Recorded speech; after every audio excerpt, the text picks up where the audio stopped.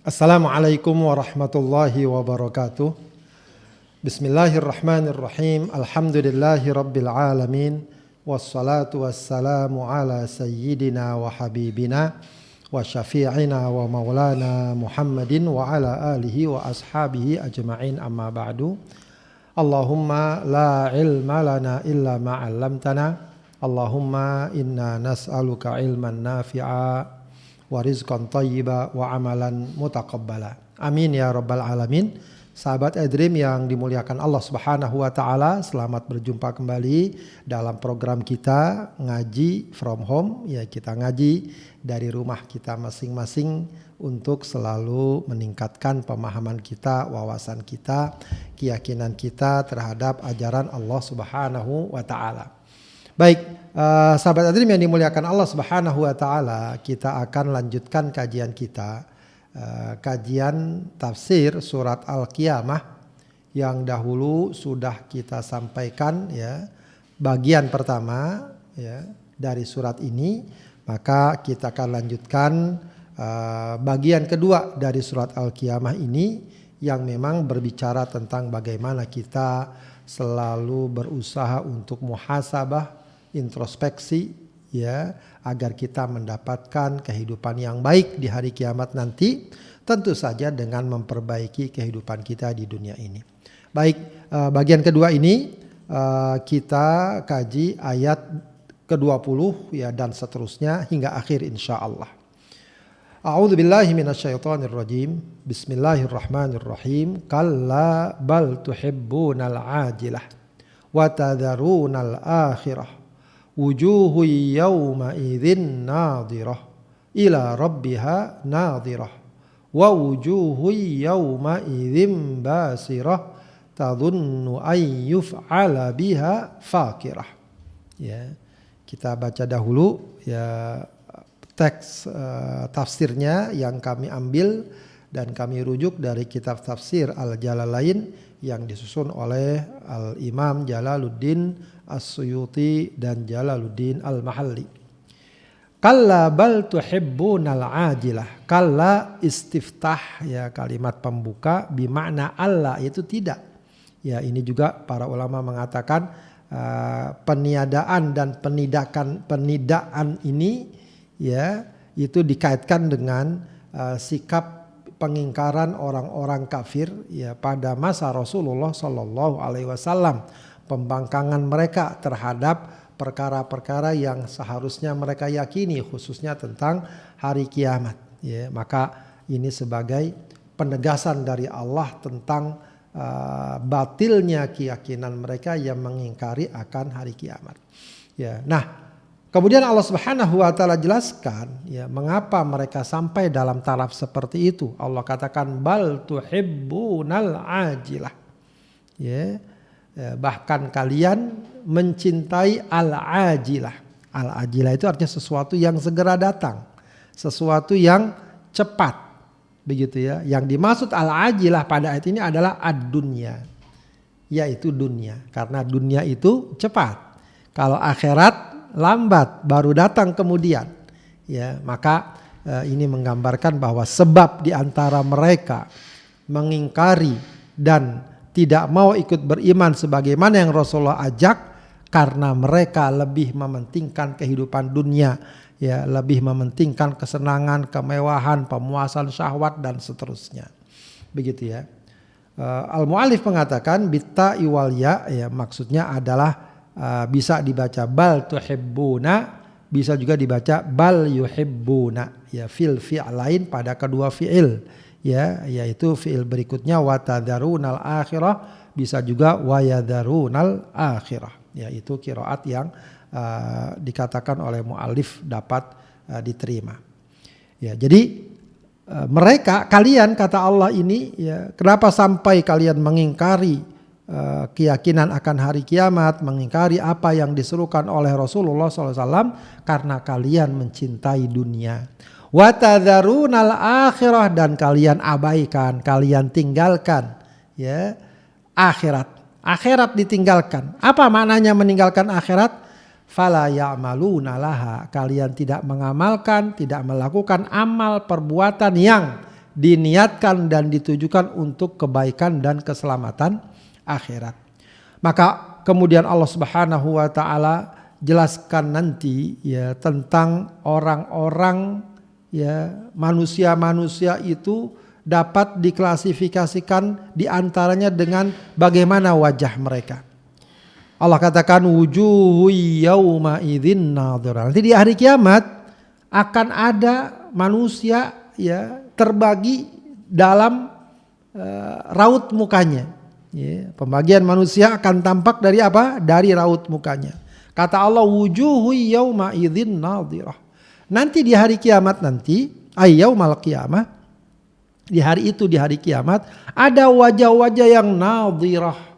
Ya hasanah mudiah. Ya, mungkin kita sering dengar nama orang namanya Nadira ya. Itu dia kata-kata nadhirah. Wajah yang baik ya, paras yang tampan, ayu begitu ya, mudiah dan bercahaya. Wajahnya bercahaya. Ila rabbiha nadhirah.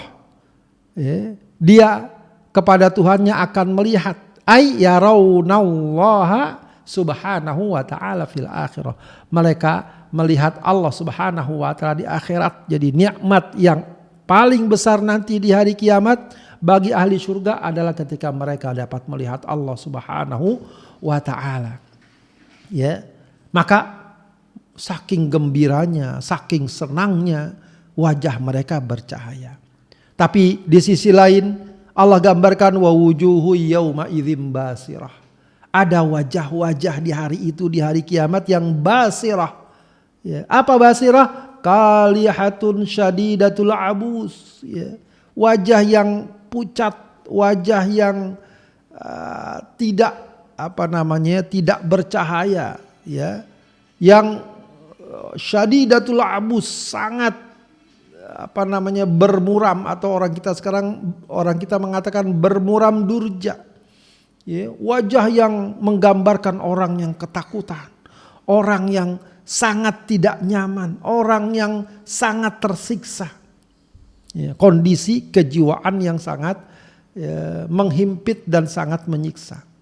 Wujuhu yauma idzin bas, wajah-wajah yang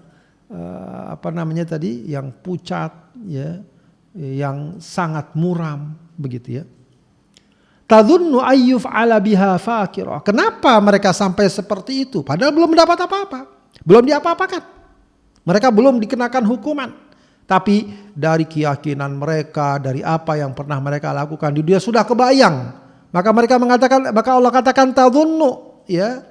Wajah-wajah itu sudah yakin. Maka di sini dhon ya itu artinya apa? Mengira. Tapi mereka sudah sampai dalam taraf tuqinu, yakin. Ayyuf'ala biha fakirah. Ya. Akan menimpa mereka fakirah aidahiyatun azimatun taksiru fi qarad dhahr. Ya, akan ada siksa dan hukuman yang akan menimpa mereka dan memecahkan tulang punggung. Ya. Sudah kebayang. Ya. Jadi belum dapat siksanya saja sudah merasakan deritanya, kondisi orang-orang yang datang di hari kiamat dalam keadaan tidak beriman, dalam keadaan tidak menerima keyakinan dan ajaran Rasulullah SAW, tidak mau beribadah dan tunduk kepada Allah Subhanahu wa taala. Dalam ayat-ayat yang kita baca ini, ya, maka kita dapati pelajaran-pelajaran yang penting kita ingatkan, ya, bagaimana dunia itu melenakan, bagaimana orang karena dunia mereka gadaikan keselamatan di akhirat dengan kesenangan sesaat dunia. Dan sebagaimana dikatakan para ulama, hubbud dunya ra'su kulli khati'ah. Cinta dunia itu adalah pokok dari segala dosa. Ya, tentu bukan berarti kita tidak peduli dengan dunia atau kita anti dengan dunia, tidak. Cinta dunia di sini artinya adalah cinta dunia yang menyebabkan kita mengabaikan dan melupakan segalanya.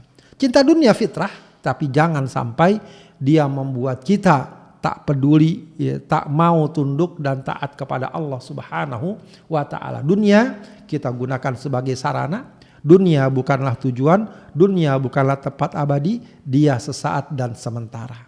Dia sarana, dia merupakan perantara bagi kita untuk mendapatkan keselamatan akhirat. Kemudian ayat ini juga mengingatkan kita pada surat Al-A'la ya, yang juga Allah gambarkan bagaimana Allah mengingatkan ya mereka yang tidak mau beriman kepada Allah, bal tu'thirunal hayatad dunya, banyak orang-orang yang lebih mementingkan kehidupan dunia, padahal Allah ingatkan wal akhiratu khairu wa abqa, padahal akhirat lebih baik dan lebih kekal. Ya, dunia yang sesaat, yang sementara kalian kejar, kalian perjuangkan sehingga kalian tidak sholat, kalian ingkar, kalian menentang nabinya, kalian tidak mau beriman kepada Allah demi dunia, padahal sementara. Padahal kalau kalian mau bersabar dengan beriman kepada Allah, dengan taat kepada Allah dan Rasulnya, maka wal akhiratu khairu wa abqa. Ya, akhirat itu lebih baik dan lebih kekal. Maka dari itu sahabat Adrim yang dimuliakan Allah Subhanahu wa taala, jangan kita merasa lemah untuk melakukan ketaatan. Walau ya, di sana kita merasa letih, walau ada godaan, walau ada ujian, maka yang namanya dunia sementara. Kesulitan-kesulitan itu sesaat, sedikit saja dia akan hilang. Ya, maka jangan kita merasa lemah untuk berbuat ketaatan. Kebalikannya, jangan kita terpedaya oleh maksiat yang memang kadang menjanjikan kesenangan, kemewahan, kenyamanan. Kenapa? Karena itu cuma sebentar saja, sedikit saja dia juga sudah lewat. Yang tersisa apa? Hukuman Allah, azab Allah, kemurkaan Allah. Sedangkan ketaatan tadi, sedikit kita capek dan letih, yang tersisa adalah balasan dari Allah, ridho Allah, pahala dari Allah. Maka seorang ulama Ibnu Jauzi mengatakan, inna masyaqqatat ta'ati tadhhab wa yabqa thawabuha. Beratnya ketaatan akan sirna, yang tersisa adalah pahalanya. Wa inna ladzatal ma'asi tadhhab wa yabqa iqabuha. Nikmatnya dosa juga akan sirna, yang tersisa adalah ancaman siksanya. Ya. Kemudian di ayat-ayat ini juga kita dapat menangkap ya, dan juga para ulama menjadikan ini sebagai landasan bahwa ya, di antara nikmat surga nanti bagi penghuninya adalah dapat melihat Tuhannya. Ya, jadi sering kita menggambarkan ya nikmat surga yang paling enak, makanan enak, lalu bidadari dan lain sebagainya. Ya itu betul nikmat. Tapi yang paling tinggi bukan di situ. Yang paling tinggi adalah kenikmatan, kesenangan jiwa, kesenangan rohani. Ya orang sekarang kita lihat ya memang senang dengan makanan lezat, tapi ketika mereka bertemu melihat orang yang mungkin selama ini dicintainya, diidolakannya, ada kesenangan luar biasa. Melebihi mungkin kesenangannya dengan makanan, pakaian dan berbagai hal. Nah, kenikmatan penduduk surga adalah manakala mereka melihat Allah Subhanahu wa taala. Dan itu memang dijanjikan oleh Rasulullah SAW, innakum satarawna rabbakum iyana. Kalian akan melihat Tuhan kalian dengan jelas. Ya memang di sini patut diperjelas ya, apakah Allah dapat dilihat oleh manusia? Ya, kalau di dunia maka para ulama mengatakan Allah tidak dapat dilihat. Ya, kecuali ada perdebatan di antara para ulama saat Rasulullah SAW Isra Mi'raj. Ya, ada yang berpendapat bahwa beliau melihat Allah Subhanahu wa taala langsung. Ada yang mengatakan bahwa beliau tidak melihatnya secara langsung. Itu di dunia. Yang jelas manusia secara umum tidak dapat melihat Allah Subhanahu wa taala. Dan terkait dengan hal ini dalam surat Al-An'am 103 Allah mengatakan la tudrikuhul absar wa huwa yudrikul absar. Ya. Allah dia tidak dapat dijangkau oleh pandangan, tapi Allah dapat mengetahui setiap pandangan, wa huwal latiful khabir. Ya, dan juga ketika Nabi Musa alaihissalam izin minta kepada Allah untuk dapat melihatnya, maka Allah katakan qala rabbi arini anzur ilaik qala lan tarani. Ya, ketika Nabi Musa mengatakan perlihatkan kepadaku agar aku dapat melihat engkau, maka Allah mengatakan lantaroni, kamu tidak dapat melihatnya. Adapun di akhirat nanti, maka para ulama ahlu sunnah wal jamaah mengatakan penduduk surga dapat melihat Allah dengan mata kepala sendiri. Dan ini bahkan menjadi nikmat yang paling besar. Ya, dan ini tercantum dalam surat Yunus ayat 26. Lilladzina ahsanul husna wa ziyadah. Ya, maka bagi mereka yang telah berbuat baik, beramal soleh, beribadah, maka bagi mereka balasan kebaikan, waziyadah, dan tambahan. Tambahannya ini dikatakan yaitu kenikmatan yang paling tinggi melihat Allah Subhanahu wa ta'ala. Dalam surat Al-Mutaffifin juga ada isyarat tersebut, ayat 15 Allah mengatakan kalla innahum ar-rabbihim yawma idzil lamahjubun. Sekali-kali tidak, mereka, ini terkait dengan orang-orang kafir, orang yang tidak beriman, kata Allah mereka akan terhalang untuk melihat Tuhannya. Ya. Artinya kalau orang-orang kafir, ahli neraka, di antara hukuman bagi mereka tidak dapat melihat Tuhannya, maka pemahaman kebalikannya adalah bagi penghuni surga, maka di antara kenikmatan yang akan diberikan bagi mereka, bahkan kenikmatan yang dikatakan paling indah, paling besar, adalah dapat melihat Allah Subhanahu wa ta'ala. Semoga Allah masukkan kita ke dalam surganya. Baik, sahabat tadi dimuliakan Allah Subhanahu wa ta'ala. Secara keseluruhan ayat-ayat yang kita baca tadi ada beberapa pelajaran dan bisa kita singkat. Pertama adalah manusia sering terbuai oleh kesenangan sesaat. Ini salah satu ujian yang sering kita terperosok ya. Dalam konteks duniawi pun sering kali kita tergoda oleh kesenangan sesaat, akhirnya menyesal di kemudian hari. Kalau menyesal masih di dunia masih mending, tapi yang bahaya ketika justru menyesalnya di hari kiamat.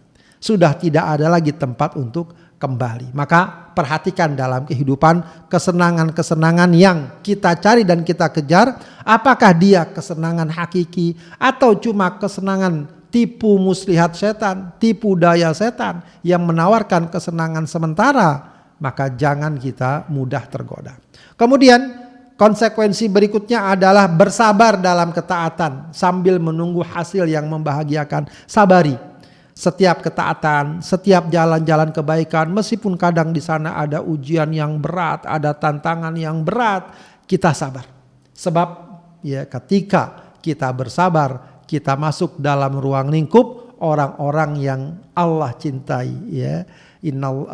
Innallaha ma'as sabirin. Allah Subhanahu wa taala bersama orang-orang yang bersabar. Ya, maka ketaatan yang kita jalani kita sabari. Ya, insyaallah, dan kita yakin Allah akan memberikan kebaikan dan hasil yang membahagiakan bagi orang yang bersabar. Kemudian juga sudah diisyaratkan tadi, nikmat terbesar akhirat adalah melihat Allah Subhanahu wa taala. Dan kemudian juga poin yang lain, terkadang buah dari kemunkaran sudah tergambar dari raut muka dan suasana kebatinan. Ya, ini nggak usah di akhirat nanti. Di akhirat nanti memang sudah jelas. Di dunia pun ya, ketika seseorang terbiasa dengan kemaksiatan, kemunkaran, meskipun ya dia berusaha untuk menutupinya dan lain sebagainya, ya, tapi raut muka, suasana kebatinan dari orang-orang yang senang dengan kemunkaran, kekufuran, kemusyrikan itu sudah tampak. Apalagi ya kalau seseorang memiliki iman. Orang yang memiliki iman pasti tidak nyaman dengan kemunkaran dan kemaksiatan. Dan akan tampak entah rasa malu, rasa menyesal, rasa tidak nyaman. Ya, dalam hadis Rasulullah katakan, al-ithmu ma haka fi nafsika wa karita an yattali'a alaihin nas. Dosa itu adalah apa yang membuat jiwamu tidak nyaman dan kamu tidak suka orang lain mengetahuinya.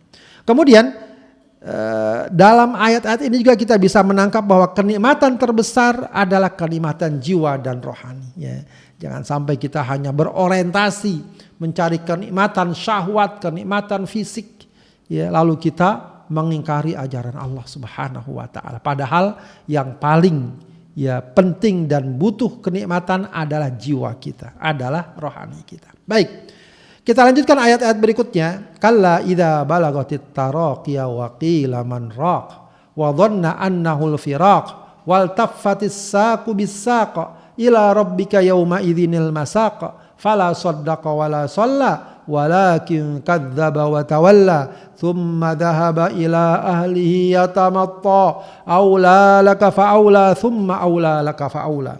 Kalla, sama seperti tadi ya, kalimat pembuka yang maknanya tidak ya sekali lagi penolakan, pengingkaran atas keyakinan batil mereka yang tidak percaya dengan hari kiamat.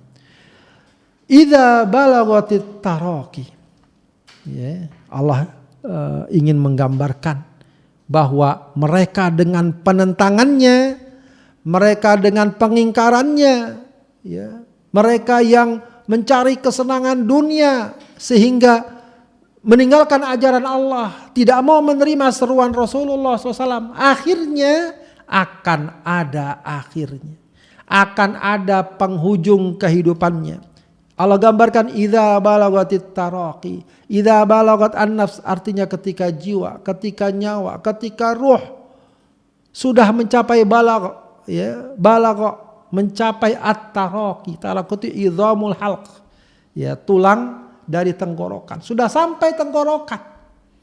Ya, akhirnya perjalanan hidup tetap akan ada ujungnya, akan ada endingnya, akan ada finishnya.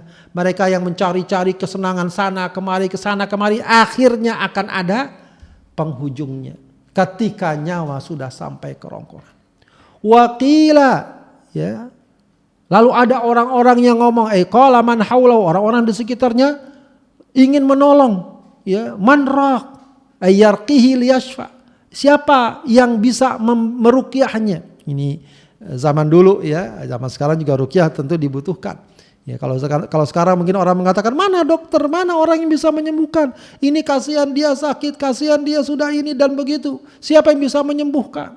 Ya, jadi orang-orang berusaha untuk menolongnya. Man raq ayyarqihi, siapa yang bisa meruqyahnya agar dia sembuh? Ya, gambaran suasana di mana seseorang akan menghadapi sakaratul maut, menghadapi kematian.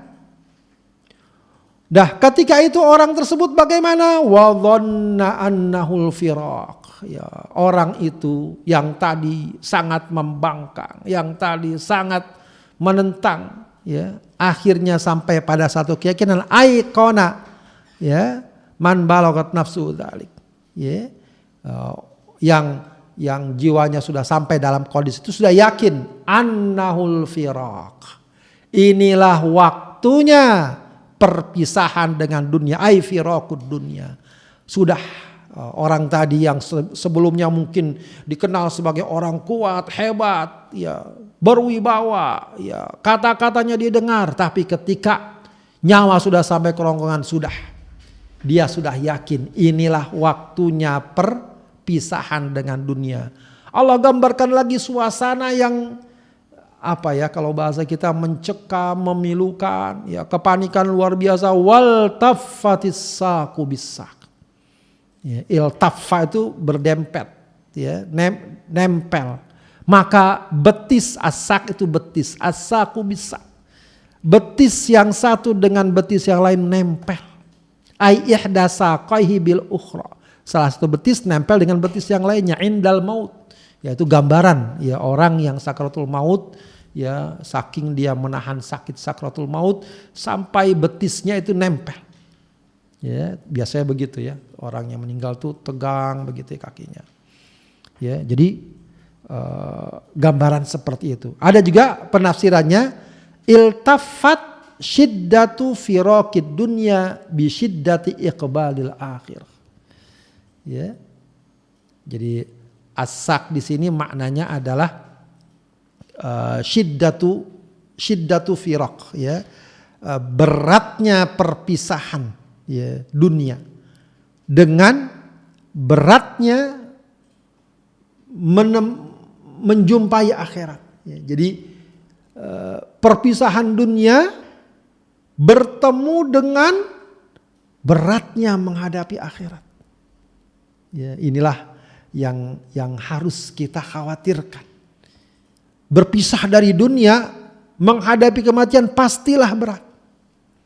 Tapi kalau seandainya orang yang beriman, orang yang taat kepada Allah Subhanahu wa taala, ya, tentu juga merasakan beratnya meninggalkan dunia, menghadapi sakratul maut.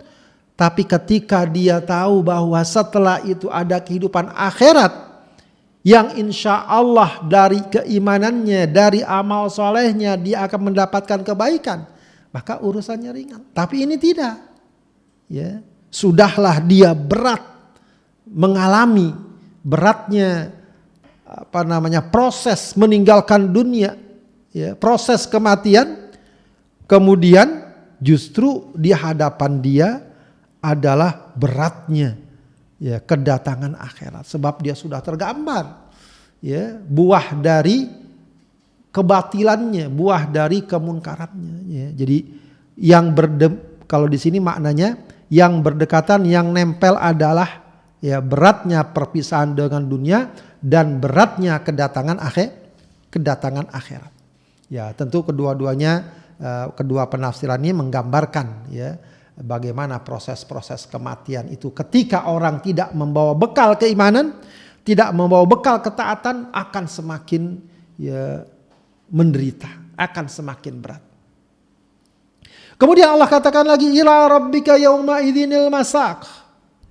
Maka kepada Tuhanmu yauma idzin, ya, yauma idzin artinya yaumal kiamah, pada hari kiamat, al masaq, penggiringan, ay as-sauqu, ya. Nanti setelah mereka meninggal, maka semua manusia akan digiring menghadap Allah Subhanahu wa taala, menghadap Tuhannya. Wa hadza yadullu 'alal amil fa fi idza wal makna. Ya, ini menunjukkan bahwa amil, ya, atau kalimat yang mempengaruhi adalah idza, maka maknanya adalah idza balawatin nafsul hulqum tusaku ila hukmi rabbiha. Ya, apabila jiwa sudah mencapai kerongkongan, maka mereka akan digiring kepada ketentuan Tuhannya. Artinya sudah, ya, kehidupan sudah berpindah dari kehidupan dunia.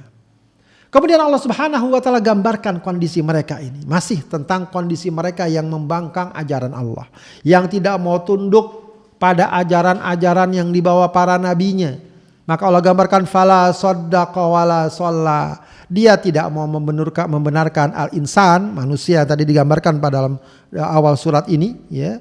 Manusia mereka yang tidak mau menerima, tidak mau membenarkan apa yang disampaikan oleh para rasul, tidak mau. Wala shalla, salat juga enggak mau, disuruh salat enggak mau, disuruh ibadah enggak mau, membenarkan tidak, beribadah tidak. Walakin kadzdzaba wa tawalla, tapi yang dia lakukan apa? Kadzdzaba, mendustakan Al-Qur'an, ay kadzdzaba bil Qur'an.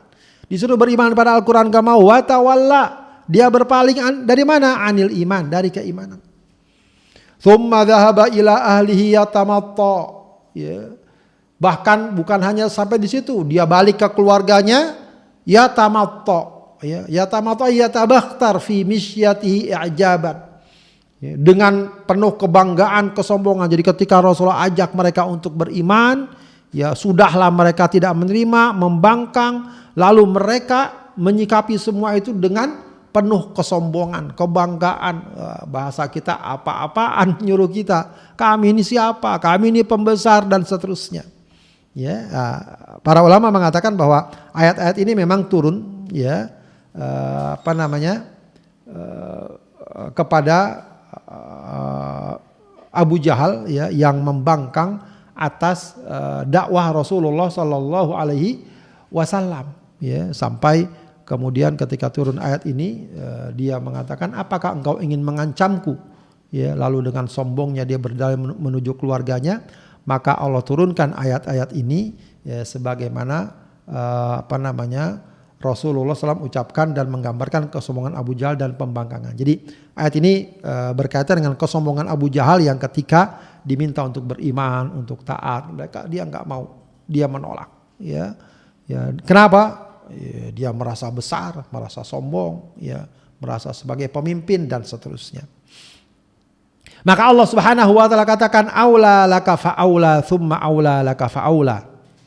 Fihi iltifatun anil ghaibah, ya.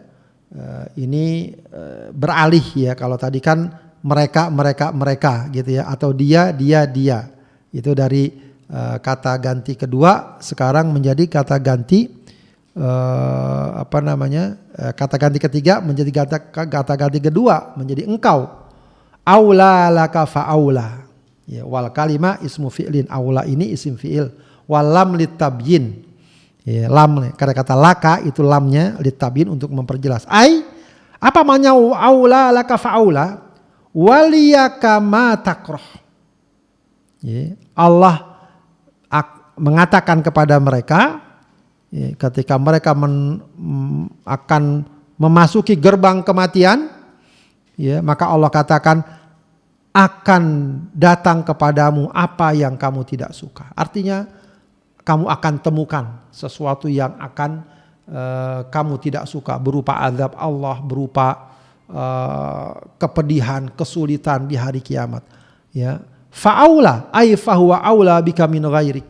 Ya, maka kamu lebih utama untuk mendapatkan itu semua, segala keburukan, buah dari keyakinan dan perbuatanmu yang menentang Allah Subhanahu wa taala. Bahkan Allah tegaskan lagi, tsumma aula laka fa aula. Ya, Allah tegaskan lagi bahwa kamu akan mendapatkan berbagai macam keburukan buah dari keyakinanmu, dan kamu adalah orang yang paling berhak untuk mendapatkan hal itu karena penentanganmu yang sangat keras. Ini salah satu penafsiran yang diambil oleh Shahibul Jalalain.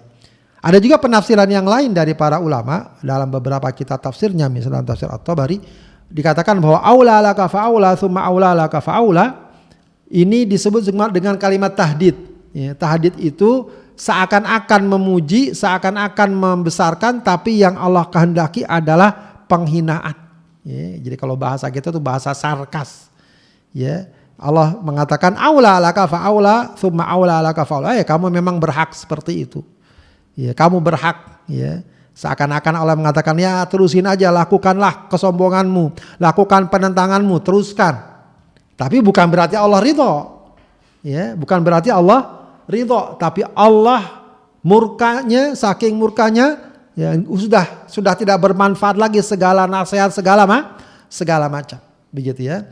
Ini kalau dalam Al-Qur'an ini ada beberapa ayat yang begitu nadanya, ya, seperti dalam surat Ad-Dukhan ayat 49 Allah mengatakan, ya, dzuk innaka antal azizul karim.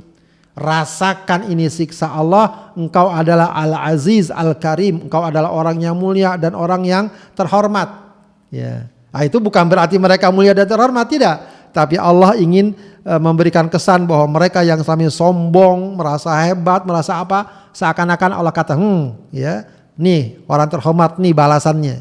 Kamu orang yang selama ini mengaku terhormat, hebat, ya, mulia, ya, tapi bagi Allah tidak ada halangan untuk mengazabnya ketika dia tidak beriman kepada Allah. Atau juga dalam surat Fussilat ayat 40 Allah katakan, i'malu ma syi'tum, ya, berbuatlah sesuka kalian. Bukan berarti semuanya boleh, tidak. Ya, tapi sudah dikasih nasihat, dikasih peringatan. Kalau memang tidak mau tunduk juga, ya sudah terserah. Ya, asal tahu resikonya, tahu akibatnya. Baik, sahabat hadirin yang dimuliakan Allah Subhanahu wa taala, ayat-ayat yang tadi kita baca itu memberikan pelajaran-pelajaran yang berharga. Ya, yang pertama adalah bahwa pada akhirnya kita semua mau tidak mau, suka atau tidak suka, cepat atau lambat, semua kita akan kembali kepada Allah Subhanahu wa taala. Ya, baik yang kecil, yang besar, yang tua, yang muda, yang kuat, yang lemah, yang merasa hebat, yang merasa kuasa dan sebagainya, semuanya akan kembali kepada Allah. Allah sudah ingatkan dalam surat Al-Baqarah 281, wattaqu yawman turja'una fihi ilallah thumma tuwaffa kullu nafsin ma kasabat wa hum la yudlamun. Takutlah kalian akan satu hari di mana kalian semua akan dikembalikan kepada Allah, kemudian semua jiwa akan dibalas sesuai amalnya, wa hum la yudlamun, dan mereka tidak dizalimi.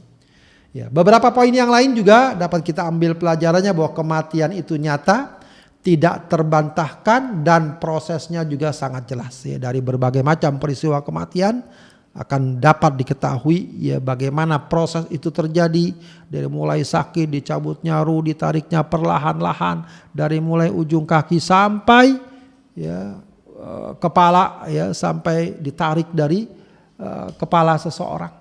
Ya, sampai akhirnya matanya terbelalak begitu ya. Itu proses-proses kematian yang sangat jelas.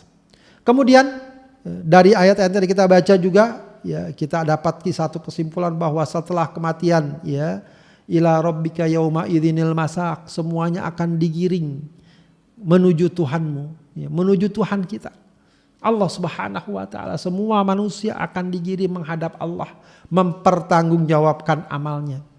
Kemudian ya, dalam ayat-ayat yang kita baca tadi juga ya, kita diingatkan bahwa nikmat yang berlimpah jika tidak menghadirkan syukur akan menyebabkan kesombongan dan pembangkangan. Maka hati-hati dengan nikmat yang Allah berikan kepada kita. Jangan sampai gara-gara nikmat tersebut kita lupa, kita lalai. Ya, ketika banyak sekali kasus dan peristiwa orang-orang yang ketika sederhana, ketika terbatas dia dekat sama Allah, dia taat sama Allah. Tapi ketika Allah bukakan dunia di hadapannya, ya, kehidupannya serba terpenuhi, serba mewah, berubah cara hidupnya, berubah cara pandangnya, tidak lagi merasa butuh Allah, tidak lagi mengangkat tangan mohon kepada Allah, tidak lagi mau tunduk kepada segala perintah Allah. Ya, ketika nikmat berlimpah tanpa mental yang baik, ya, maka yang hadir bukan rasa syukur, tapi kesombongan dan pembangkangan. Dan kemudian ujungnya pembangkangan hanya akan melahirkan kecelakaan dan kesengsaraan. Ya, meskipun kesannya di dunia hebat, mewah, megah, perkasa, kuasa, tapi kalau membangkang Allah Subhanahu wa taala, ujungnya ya, tidak ada pilihan lain. Tidak ada opsi lain. Ujungnya adalah kecelakaan dan kesengsaraan. Baik, kemudian kita lanjutkan di bagian akhir dari surat ini. Ayahsabul insanu ayyutraka sudah. Alam yakun nutfatam mim mani yumna. Thumma kana alaqatan fakhalaqa fasawwa. Faja'ala minhu zawjaini dzakara wal untha. Alaysa dzalika biqadirin ala ayyuhyiyal mauta. Ayahsabu, apakah mengira ya, al insan manusia, apakah orang mengira ayyutraka sudah, mereka dibiarkan sudah di sini maksudnya hamalan ya, sia-sia atau enggak terurus ya. Apakah manusia ini dalam kehidupannya dibiarkan begitu saja, terserah dia mau kemana, mau ke sana, mau kemari, serah dia. Kalau orang kita bilang terserah dia. Tidak. Ya, tidak begitu manusia diciptakan oleh Allah. Manusia diciptakan oleh Allah dengan tujuan yang jelas untuk beribadah kepada Allah. Tujuannya jelas. Ya, maka di sini ayyutraka sudah ya hamalan la yukallafu bisyara'i wa la yuhsabu dzalik. Ya, apakah manusia mengira bahwa hidup mereka itu sudah sia-sia atau bukan sia-sia, artinya tidak ada aturan, ketentuan, tidak ada tujuan, tidak begitu. Ya, tidak seperti itu, la yukallafu bisyar'i, yang tidak dibebankan dengan syariat dan tidak dihisap atas semua itu. Ya, nah itu perkiraan manusia. Ya. Tidak ada kehidupan seperti itu. Kehidupan yang Allah ciptakan bagi kita adalah kehidupan yang sungguh-sungguh. Kehidupan yang memiliki tujuan. Kalau orang sekarang memiliki visi dan misi yang jelas. Artinya kehidupan yang Allah tetapkan aturan-aturannya, yang Allah tetapkan ketentuan-ketentuannya, bukan hanya sampai di situ, semua itu nanti ada perhitungannya, ada auditnya. Bukan cuma sampai di situ, ada balasannya. Artinya kurang serius bagaimana penciptaan manusia ini. Ya, dari fisiknya saja sudah sedemikian rupa, diciptakan dengan detail ya, untuk menerima segala perintah dan larangan dan agar dijalankan dalam kehidupan. Kemudian Allah Subhanahu wa taala ajak lagi kita untuk merenung ya tentang siapakah kita ini. Makanya yang paling penting ya dalam keberagamaan kita ini adalah menyadari kita ini dari mana dan mau kemana. Ya, maka di ayat ini juga Allah mengingatkan kita agar kita jangan lupa. Ya, walaupun kita sekarang nih punya pangkat, punya kedudukan, punya kemewahan, jangan lupa kita ini dari mana. Maka Allah katakan alam yaku nutfatam mim maniyyin yumna. Alam yaku, bukankah ya asalnya dia ini manusia nutfah. Ya, nutfah itu ya cairan ya yang merupakan hasil pembuahan antara sperma dan ovum ya. Benih dari pihak suami dan benih dari pihak istri bertemu lalu terjadi pembuahan, nah itu nutfah. Sudah terjadi itu pembuahan. Yang asal dari mana? Mim mani yumna. Ya, dari mani yang ditumpahkan ya. Tusobbu fir rahim. Ya, mani yang ditumpahkan ya. Dari hubungan intim suami istri lalu mani masuk ke dalam rahim dan terjadi pembuahan. Itulah asal usul manusia. Ya, sehebat apapun dia, ya, sekuat apapun dia, setampan dan secantik apapun dia, semuanya dari situ. Ya, agar kita menyadari bahwa kita ini asalnya bukan siapa-siapa. Tapi Allah lah yang memberikan kita segala kelebihan, kemewahan, fasilitas, ya, keunggulan dan seterusnya. Tsumma kana, kemudian setelah dari mani tersebut ya, setelah dari nutfah tersebut alaqatan, jadi alaqah, dia semakin mengental ya, fa khalaqa ya, maka kemudian dia ciptakan, Allah ciptakan, fa khalaqallahu minhal insan, lalu dari situ Allah ciptakan manusia, fasawwa ya. Bagaimana Allah ciptakan? Ciptakan dengan rapi, dengan tersusun rapi, adalah a'dha'ahu. Ya, enggak sembarangan Allah ciptakan. Allah susun ya tubuhnya, fisiknya sehingga menjadi bentuk manusia sebagaimana yang kita kenal. Ya, rapi, cantik, tampan, gagah, kuat dan seterusnya. Kemudian tidak sampai di situ, faja'ala minhu. Ya, kemudian setelah Allah ciptakan tadi, Allah bentuk tubuhnya, faja'ala minhu, Allah jadikan dari situ semua ay minal mani, asal dari mani yang kemudian jadi alaqah, kemudian jadi mudghah ya, sara alaqatan qit'ata damin, tsumma mudghatan qit'ata laham ya, cuma setetes darah, kemudian jadi sekerat sepotong daging. Allah ciptakan az-zaujain ya. Jadi Allah ciptakan tuh ya, ada yang dua pasangan ay nau'ain adzakar adzakara wal untha ya. Laki dan perempuan ya, kadang dua-duanya ada ya, jitami'ani, ada kadang kembar anak dua laki perempuan, wayan faridu, kadang cuma anak laki aja atau cuma anak perempuan saja ya. Jadi dari benih tadi Allah ciptakan ya, ada yang laki ada yang perempuan. Nah ini gender ya, kalau dalam Islam gender cuma ada dua ya, laki dan perempuan, nggak ada ketiga. Nggak ada laki bukan, perempuan bukan, itu nggak ada. Ya, maka harus dipertegas masalah ini. Bahkan kalaupun ada orang yang masuk kategori khunsa, yaitu punya dua alat kelamin, maka kemudian nantinya harus diputuskan dia laki atau perempuan. Bisa dilihat dari kecenderungannya, dia lebih condong laki atau lebih condong perempuan. Begitu ya. Nah, semua itu ya, penciptaan manusia dari mulai pertama sekali sampai kemudian terbentuk manusia, semua itu dapat menjadi pelajaran bagi kita tentang kekuasaan Allah yang nantinya akan membangkitkan kita di hari kiamat. Kalau Allah Subhanahu wa taala mampu menciptakan manusia dengan proses yang sedemikian detil, sedemikian runtut, maka Allah berikan satu pertanyaan penting bagi kita, alaisa dzalika biqadirin ala ayyuhyiyal mauta.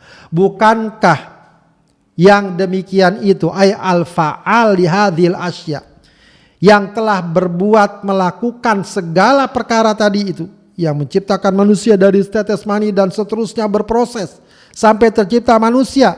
Bukankah yang bisa seperti itu, yang berbuat seperti biqadirin ala ayyuhyiyal mauta? Bukankah berarti dia mampu berkuasa untuk dapat menghidupkan yang telah mati? Ya. Maka Rasulullah ketika membaca ayat ini dia membaca bala, ya mampu. Ya.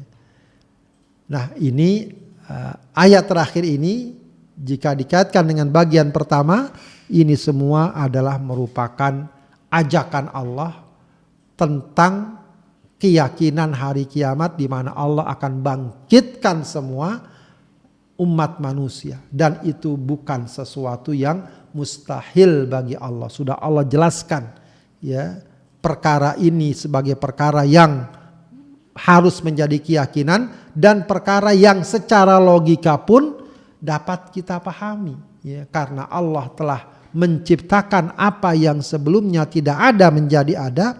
Maka kalau kemudian Allah ciptakan lagi atau Allah bangkitkan kembali sesuatu yang sebelumnya sudah ada, cuma kemudian Allah matikan, Allah atau dikubur bercampur dengan tanah, tapi Allah bangkitkan lagi dan Allah bentuk lagi seperti semula, itu sesuatu yang sangat mudah bagi Allah. Alaisa dzalika biqadirin ala ayyuhyiyal mauta. Ya. Maka sahabat adrim yang dimuliakan Allah Subhanahu wa taala, dari ayat-ayat ini kita bisa mengambil pelajaran bahwa Allah ciptakan manusia bukan untuk main-main atau iseng, tapi penuh aturan dan ketentuan. Ini yang harus kita pahami. Ada aturan dan ketentuannya Allah ciptakan kita. Kemudian proses penciptaan manusia sangat detail dan bertahap, memberikan makna kasih sayang. Ya. Jadi di sana ada kasih sayang Allah pada manusia perlahan-lahan. Termasuk kasih sayang pada ibu kita. Coba bayangkan kalau tiba-tiba kita langsung besar di perut ibu kita. Bertahap, perlahan-lahan. Ya, menggambarkan apa? Kasih sayang. Dan menggambarkan bahwa di sana ada proses, bahwa kita dalam hidup ini harus melewati berbagai proses. Jangan segala sesuatu maunya instan. Ya, maka nikmati setiap proses kehidupan. Ya, kita bekerja, kita berumah tangga, kita belajar, kita mengejar karir. Semua ada prosesnya. Nikmati prosesnya. Maka kita akan mendapatkan hasil yang baik. Kemudian perbedaan gender itu nyata, bukan untuk dibenturkan. Jadi bahwa ada laki ada perempuan tidak bisa dihindari. Tapi ini bukan untuk dibenturkan. Yang laki menista wanita, wanita tidak mau tunduk pada laki-laki dan seterusnya, tidak. Ini bukan untuk dibenturkan, tapi untuk saling melengkapi. Laki-laki punya kelebihan tapi ada kekurangannya. Kaum wanita punya kekurangan tapi ada kelebihannya. Maka hendaknya itu saling melengkapi. Ya. Dan hanya ada dua gender, ya, tidak ada yang ketiga, laki dan perempuan saja. Kemudian pelajaran dari ayat ini juga adalah bahwa Allah memerintahkan iman kepada hari kiamat dengan pendekatan logika. Ini yang kita katakan, iman pada hari kiamat tidak ditetapkan berdasarkan akal, tapi berdasarkan wahyu. Akan tetapi cara kita untuk dapat menerima beriman kepada hari kiamat itu bisa dilakukan dengan pendekatan logika. Ya, sebagaimana tadi Allah Subhanahu wa taala mengajarkan kita. Allah ciptakan dari mani, dari setetes mani, lalu jadi nutfah, lalu jadi mudghah, lalu kemudian disusun anggota tubuhnya dan kemudian lahirlah laki atau perempuan. Itu kan proses. Ya, kalau Allah bisa seperti itu, maka Allah bangkitkan lagi sangat mungkin. Nah, itu namanya logika. Pemahaman akal dibutuhkan untuk mengimani sesuatu yang ditetapkan berdasarkan wahyu. Maka kita butuh akal kita untuk memahami wahyu-wahyu Allah Subhanahu wa taala agar semakin kuat dan semakin kokoh. Baik, demikian sahabat adrim yang dimuliakan Allah Subhanahu wa taala, kajian kita mudah-mudahan bermanfaat. Semoga Allah kuatkan iman kita, Allah kuatkan keyakinan kita, dan semoga di dunia kita tetap menghadirkan ketaatan dan istiqomah. Di akhirat kita mendapatkan keselamatan dan kebahagiaan berkumpul di surga Allah Subhanahu wa taala. Hadanallah wa iyyakum ajma'in. Wa sallallahu wasallama ala sayyidina Muhammadin wa ala alihi wa sahbihi wasallam. Walhamdulillahirabbil alamin. Wassalamualaikum warahmatullahi wabarakatuh.